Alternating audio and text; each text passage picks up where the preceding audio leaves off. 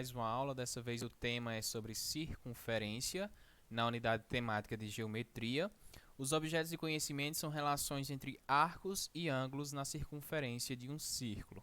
Então, antes de mais nada, é importante observarmos algumas características importantes sobre uma circunferência, né? Sabemos que uma circunferência é uma volta completa, ela tem 360 graus, só que antes de tudo a gente tem que conhecer um pouco, né, as características principais da circunferência. Então temos aqui o centro da circunferência, que está representado pelo ponto O, né, a distância desse centro para qualquer extremidade, né, do círculo chamado na circunferência é o raio, né? Com isso a gente tem que esse próprio círculo representado é a circunferência já dita. O raio é exatamente o que eu acabei de falar, a distância entre o centro até as extremidades, como está exposto aqui, né? Além disso, a gente tem os ângulos formados através desses raios traçados, certo? Por exemplo, o raio, o ponto, né? O segmento OA e o segmento OB, eu consigo formar um ângulo aqui que está representada, né, pintado pela cor azul. Além disso, eu tenho o diâmetro, né? O que seria o diâmetro?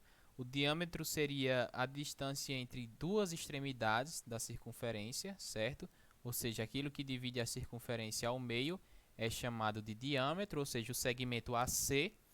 E por fim, a gente tem, né, esses segmentos que são formados fora do centro da circunferência entre as extremidades, né? A gente chama esses segmentos, né, de corda, certo? Então, com essas características já apresentadas, a gente vai trabalhar um pouco agora com as circunferências. Bom, antes de tudo, é importante a gente conhecer, né, algumas fórmulas que a gente estuda justamente para encontrar nessas relações de comprimento que uma circunferência pode ter. Então, como a gente já estuda a razão das medidas de comprimento, a gente sabe que C é o comprimento da circunferência, ou seja, a volta que ela dá completa. D é o diâmetro, ou seja, aquele que divide a circunferência ao meio, certo? E a razão entre o comprimento e o diâmetro, a gente encontra o π, certo? Quando a gente multiplica, nesse caso, ambos os termos dessa igualdade, ou seja, o comprimento sobre o diâmetro multiplicado pelo diâmetro, é como se eu tivesse, né, π vezes o diâmetro, ou seja, o comprimento da circunferência, tá certo? Então, a partir daí, a gente tem que, com essa medida de diâmetro, como ela corresponde, né, ao dobro da medida do raio da circunferência, né, a gente segue a ideia de que o comprimento seria a mesma coisa que π vezes 2 vezes r ou 2πr, né? Mas por quê? Porque muitas vezes você pode se deparar com a circunferência, né? E em muitos casos a circunferência, deixa eu apagar aqui que não ficou muito legal, eu vou representar nessa que já está exposta. Em muitos casos você pode se deparar com a circunferência e qual se dá a medida apenas do raio para você. Então, para encontrar o comprimento, né, você tem que achar o valor do diâmetro, que nada mais é que o raio vezes 2, que é exatamente isso daqui que foi feito. Então, por isso que a fórmula no sentido geral é que o comprimento da circunferência seria 2πr. Agora a gente vai trabalhar um pouco sobre a questão de ângulo inscrito em uma circunferência, né, conforme eu já havia dito. Então a gente chama de ângulo inscrito todo ângulo cujo vértice está sobre, né, a circunferência e os lados passam por outros pontos distintos dessa circunferência. Né? Em outras palavras, é todo aquele ângulo formado dentro do círculo, né? Dentro da própria circunferência. Né? Então a gente sempre tem que observar que a circunferência ela tem o seu centro, né? Que nesse caso é o ponto O. E aí a gente formou aqui, de fato, né, um ângulo ABC. Né? E o B sempre vem ao meio, ele vem representado com acento circunflexo, que é para indicar que ele é um ângulo. Tá? Então, em cada figura a seguir estão indicados os ângulos centrais e um ângulo inscrito correspondente ao mesmo arco da circunferência. Então, a gente tem aqui, né, os ângulos de 30 e do centro aqui formado por 60, o outro ângulo aqui de 40, pegando do centro, ele forma 80, e esse daqui de 50, ele forma 100. Então, como que isso acontece? Né? A partir dessas observações e os porquês, a gente vai explicar um pouco de como funciona essa ideia. Por que é o dobro e como funciona para a gente encontrar esses resultados. Então, o primeiro caso que a gente tem que observar é exatamente analisando, né, que o centro da circunferência, né, está sobre um dos lados do ângulo inscrito. Então, esse centro ele sempre vai aparecer, né? Então, vejamos que aqui a gente tem o ângulo x, mas ela tem que aparecer através, né, do diâmetro ou do raio, se considerarmos partir do centro.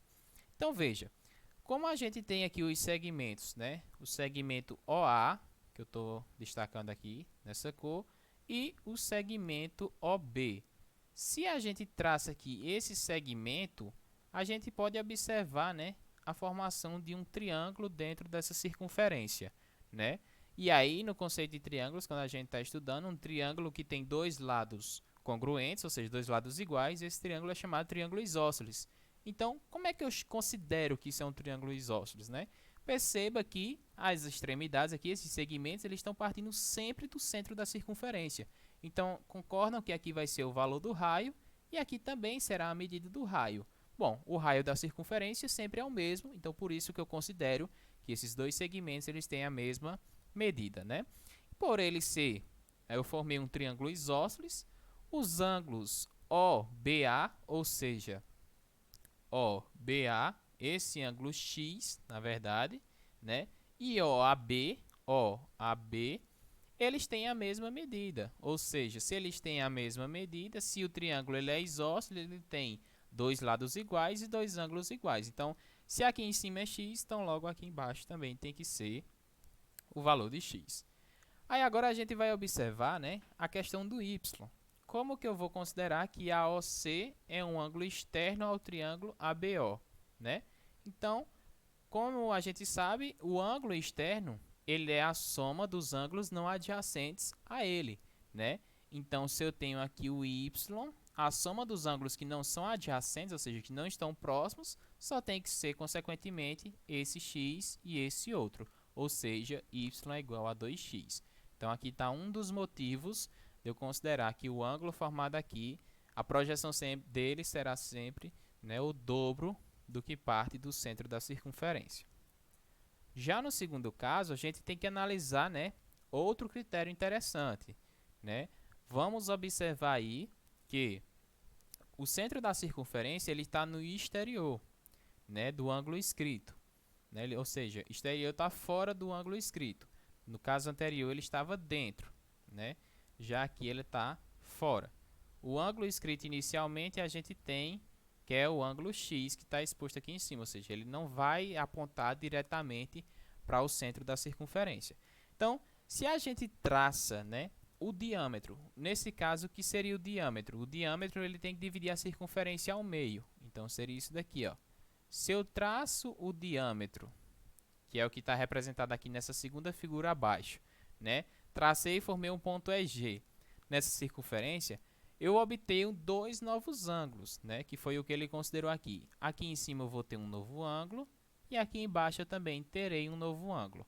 Aqui em cima ele chamou de M e na parte de baixo ele chamou de N, certo? Então, estudando o primeiro caso, observando o primeiro caso, a gente tem aqui o ângulo central, né, ou seja, ele chama esse ângulo FOG, né, FOG. E o ângulo escrito em GEF, né? Então vamos observar. Ó. FOG seria esse ângulo N, que é o primeiro. E o segundo ângulo que ele chama seria o na verdade o DEG, ou seja, esse daqui, ó. DEG. Tá aqui. Então, o que é que ele está analisando? Que N, né, é igual a 2m, porque a gente volta justamente ao exemplo anterior, né, de ser isósceles e aí a soma dos ângulos não adjacentes, certo? Considerando o ângulo central, no caso DOG, essa partezinha aqui, DOG, que eu vou pegar o y mais o n, né? E o ângulo escrito em DEG. DEG é a parte maior, né, que eu somo m mais x. Então eu vou ter o seguinte: N mais Y, que é aquele primeiro, a parte de baixo, que vai ser igual a 2 que multiplica m mais x. A mesma ideia que a gente trabalhou no exercício anterior, né? Por serem isósceles, a soma dos ângulos não adjacentes vai ser, né? Como eles são iguais, vai ser o dobro. Quando eu substituo o primeiro caso em 2, ou seja, o primeiro caso no segundo, eu vou ter que 2m mais y tem que ser igual a 2 que multiplica m mais x. E aí, realizando o produto, eu vou ter 2m mais y igual a 2m mais 2x, né?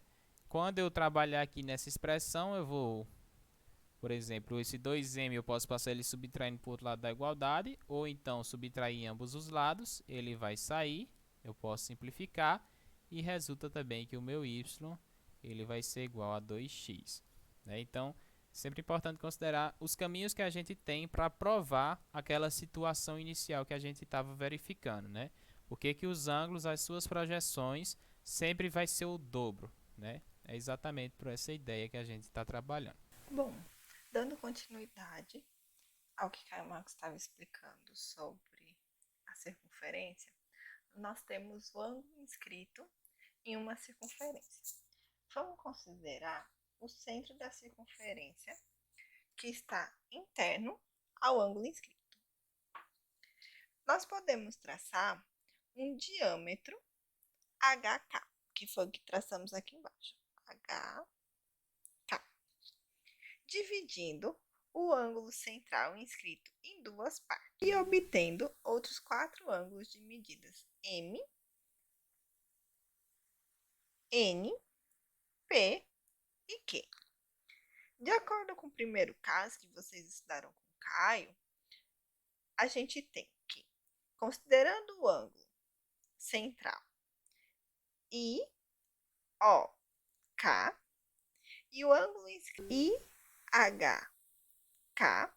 nós temos que P é o dobro do ângulo M.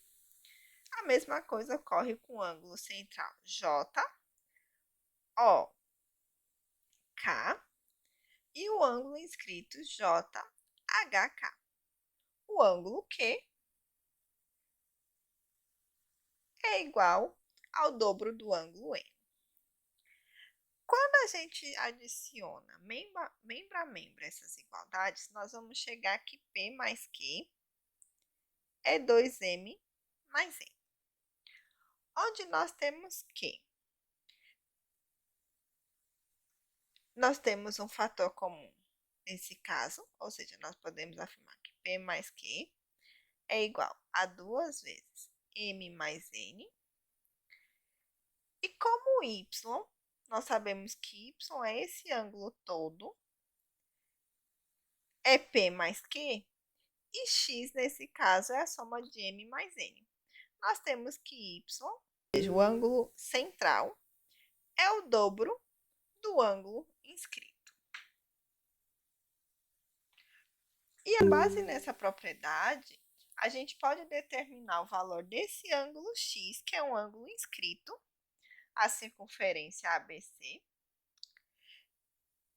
como? Temos que o ângulo inscrito pode ser considerado a metade do ângulo central, ou sabemos que o ângulo central é o dobro do ângulo inscrito. Ou seja, nesse caso, nós podemos dizer que 90 é igual a 2 vezes x. Dividindo tudo, os dois membros por 2, nós vamos ter que 48 é igual a x. Logo, o ângulo inscrito x mede 48 graus. Bom, nós temos o arco da circunferência. Dois pontos distintos de uma circunferência sempre vai dividi-la em duas partes iguais, que é o que nós chamamos de arco da circunferência.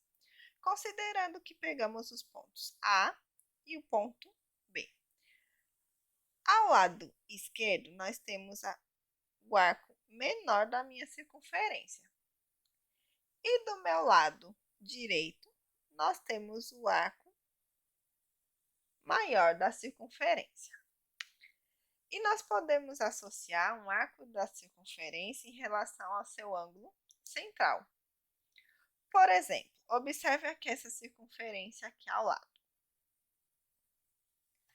Nós temos que o ângulo central, AOB, que é esse ângulo central aqui, ele define esse arco AB, que nós representamos o arco AB como um AB e a curvinha em cima dele. Pronto. Com isso, nós já vemos que a medida de um ângulo central em grau é igual à medida angular do arco correspondente. Ou seja, a ângulo é igual à medida desse arco. Se esse ângulo medir 60, o arco também vai medir 60 graus. Se o arco medir 40, o ângulo central vai medir 40. E assim por diante. Então, vamos considerar os arcos da circunferência e as suas medidas. A medida de um arco de uma volta completa é 360 graus, porque a minha circunferência tem um ângulo central. Quando ele dá uma volta completa, esse ângulo aqui central vale 360 graus. Que esse comprimento nós podemos achar do arco através de 2 vezes π vezes raio, em unidade de comprimento. É o que a gente chama de comprimento do arco da circunferência, quando ele dá uma volta completa. Nós temos a segunda, que é uma meia volta, é meia circunferência. A metade corresponde a um ângulo de 180 graus. Logo, nós vamos ter que o comprimento do arco vai ser só π vezes raio, em unidade de comprimento. E nós temos, quando ele dá somente 1/4 da volta, que é o ângulo reto. Que o ângulo reto nós sabemos que mede 90 graus. Com isso, o nosso comprimento do arco vai ser π vezes raio, que é o comprimento valendo 180 graus, dividido por 2. Isso também em unidade de comprimento. Bom, o arco da circunferência. Vamos pensar assim. A gente pode escrever ele através da regra de 3. Nós sabemos que um arco, quando ele dá 360 graus, ele tem um comprimento equivalente a 2 vezes π vezes raio. Quando ele for ter um ângulo alfa qualquer, que eu não sei qual é, qual vai ser o comprimento do arco, que representamos pela letra L? Logo, nós temos que 2πr sobre L é igual a 360 graus sobre alfa. Lembrando, 2πr é a medida do comprimento da circunferência em unidade de comprimento.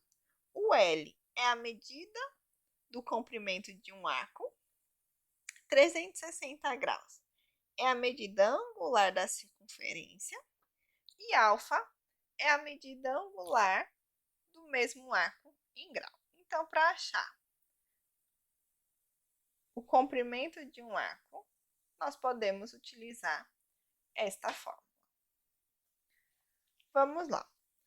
Observe a questão seguinte. Na circunferência de raio 2 centímetros, então lembrando, nós sabemos que o raio sai do centro e toca um ponto na circunferência. Então, esse lado OA é 2 centímetros. Consequentemente, esse lado OB também é um raio, também mede 2 centímetros. Qual é o comprimento do arco AB definido pelo ângulo central de 144 graus? Então, o ângulo central nós temos que é 144 e a gente quer descobrir esse lado AB, que nós vamos chamar de L. Então, o que nós fazemos? Lembramos que a fórmula era 2πr